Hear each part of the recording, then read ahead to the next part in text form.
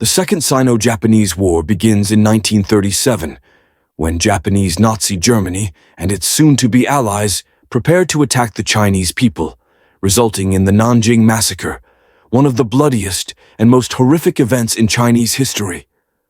Hundreds of thousands of people are being killed by Japanese soldiers who are robbing and assaulting defenseless men, women, and children throughout the city. But one man in particular defiantly opposes them and acts as a barrier between the Japanese soldiers and the Chinese people they are torturing. Over 200,000 citizens are swarming to Siemens' protection, and businessman John Rabe, who oversees Siemens China Company, is sacrificing his safety in an attempt to save them. The question of why a Nazi would stand against his purported allies and defend the very people they intended to destroy still stands, since Rabe, a German Nazi Party official, should be assisting the Japanese rather than getting in their way. Although John Rabe was born in Hamburg, Germany, in 1882, he lived in his beloved China for most of his adult life. German and American officials are escaping, leaving only a few behind, as the Japanese invaded China in 1937, bringing the war to his doorstep and posing a threat to Nanjing. Among them is John Rabe, who stays from September to November 1937 because he feels that leaving would be a sign of hypocrisy toward the Nazi Party, which he views as supporting the poor. In his diaries, John Rabe almost cheerfully discusses bombings and their dugouts while drinking tea and maintaining his friendship with the Chinese. However, as the Japanese get closer to Nanjing, plans start to take shape. First, the RBA joins an international committee made up primarily of American professors and doctors who are tasked with figuring out how to save the city from the impending invasion. Only 3 German embassy representatives were still in China by the end of November. To guide unarmed civilians into these protected areas where the Japanese would agree not to harm them, Rabe, the chairman of the International Committee, and his colleagues propose a large safe zone that covers a large portion of Nanjing. However, the Japanese quickly refused to put any formal agreement in writing, stating that they could not agree to it given that soldiers had infiltrated the safe zone. He sends 2 telegrams to Hitler, asking him to intervene with the Japanese government and grant permission for a neutral zone for non-combatants given the immediate battle for Nanjing. He receives no response, but in the meantime, Rabe also receives instructions from the embassy to leave Nanjing. He politely but firmly refuses, restating his intention to stay in protection of over 200,000 non-combatants. Despite his lengthy tenure in China, Rabe still believes that there are people in Germany who will listen to his pleas, especially with the Japanese bearing down. By November 27th, the Nanjing city gates have been closed, a safety zone has been established, and Rabe is in charge of general management and operations, which include transportation, food, and medicine. After a week, Chinese civilians moved into the safety zone as air raids started. As the committee continues to move supplies into the safe zone despite falling bombs and the threat of approaching ground troops, John and his committee are caught between the political maneuvers of several nations. On December 5th, General Tong, the city's defense commander, welcomes Rabe from a home inside the safe zone, despite assurances that the area is exclusively for refugees and not military personnel.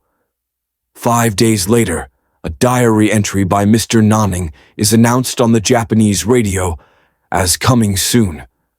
Smith claims that more than 1,000 people were killed in a single night at the city's south gate, and hundreds more died inside the safe zone.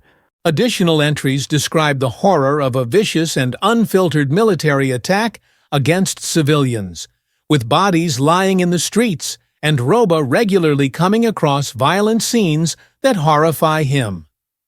At one point, Rabe tries to negotiate with the Japanese, asking if they will treat the Chinese soldiers fairly if they give up their weapons. He is told that they will not. Stories of the daily horrors fill B's diaries by the time the Japanese soldiers arrive in the safe zone on December 13th. He sees that as the death toll rises, so do the startling numbers of women who are brutally attacked within the safe zone and looted by both Japanese and Chinese soldiers throughout the city. But there are also moments of humanity shining through the horror in the pages. Rabe tells tales of how he and his American friends repel Japanese soldiers simply by being there, how his garden is populated by more than 300 refugees who view his home as the safest place in Nanjing, how he physically drives Japanese invaders out of his house, and how he never allows harm to come to those who have taken refuge in his care. Rabe acknowledges that he has it much easier than the Americans, but all he has to do is wave his swastika armband and shout Hitler or Deutsch to get them to leave.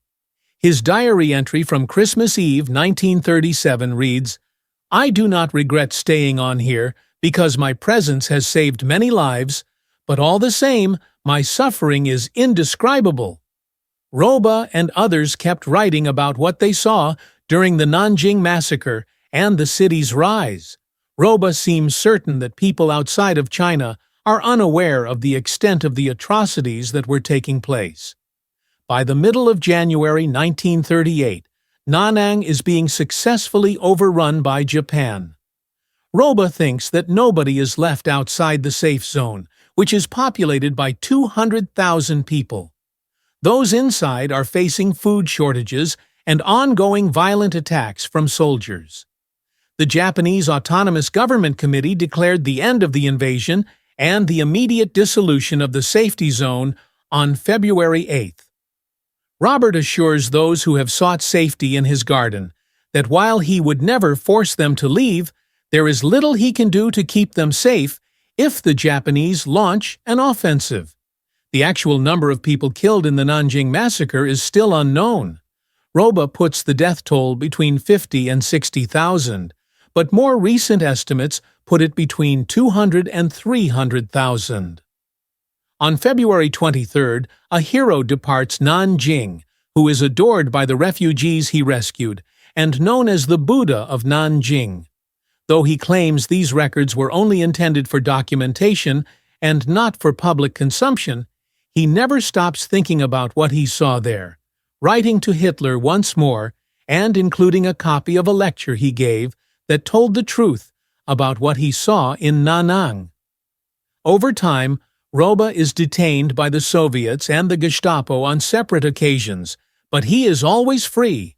Although he rarely mentions Hitler or the Nazi Party in his diaries, he always writes about them authoritatively and with an air of superficial approval. However, his biographer later concludes that he had no interest in them or their politics, whether or not that was due to the reaction at and after Nanjing. As a result of saving enemy lives, Rabe becomes a pariah of Germany in the final years of the war, living in poverty in his son-in-law's spare room in Berlin. On January 5, 1950, John Rabe suffered a stroke in Berlin, but his legacy endures thanks to monuments to his valor in China and Germany. In the end, John Rabe's motivation for staying at Nanjing, despite orders to the contrary, was essentially one simple truth. He and the Nazi Party were both human, and because of his love for the people of Nanjing, he was unable to leave them behind. It had nothing to do with Hitler's brilliant vision, Nazi Party ideology, or even his German heritage. All of it was so clear that it had nothing to do with heroism.